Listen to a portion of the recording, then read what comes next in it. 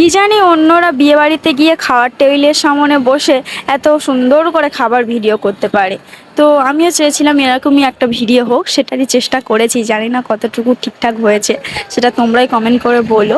তো এখানে ফার্স্টে ভাত, ডাল আর আলু ভাজা তো ছিলই। আর আমি যখন ভিডিওটা করছিলাম তখন যিনি খাবার সার্ভ করছিলেন তিনি বারবার জিজ্ঞাসা করছিলেন এটা দেবো কি এটা দেবো না।